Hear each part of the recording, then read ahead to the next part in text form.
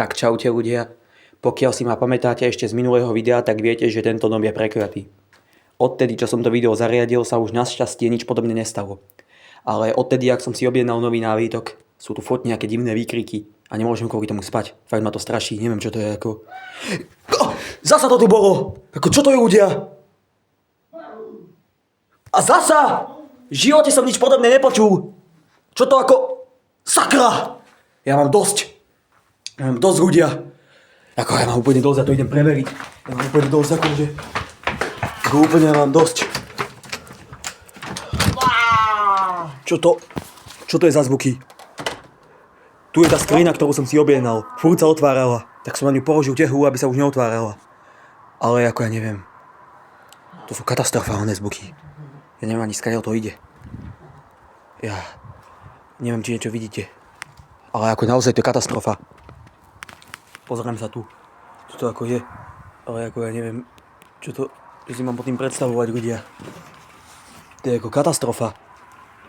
Toto nábytok som si objednal, ešte som ho nestihol dať núter a dejú sa tu fakt divné veci.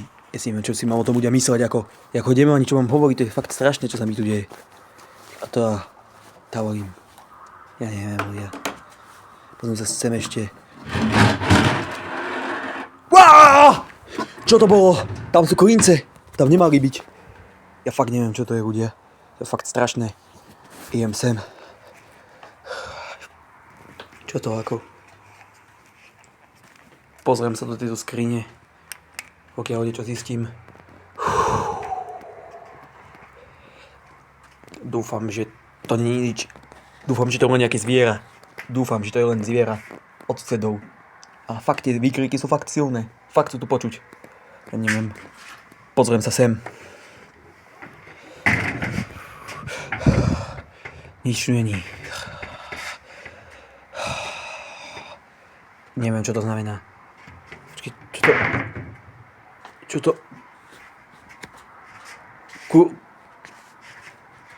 Čo to... What the fuck? Čo to je?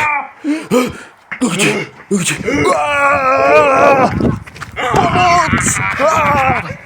Pomoc!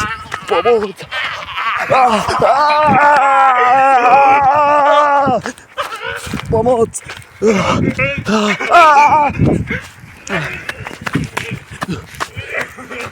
Čo to je? On ma chcel zabiť! On mal kladivo, či sekeru, či čo to bolo? Čo to je?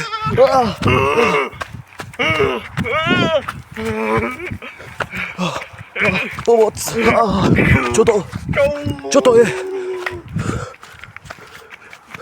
Choď preč, Satan! V mene Otca, Syna i Ducha Svätého. Amen!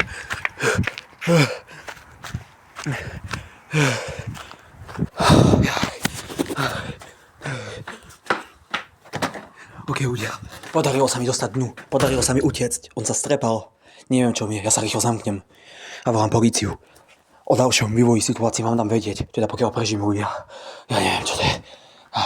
Toto môže byť vzácne dôkazy. Ja neviem.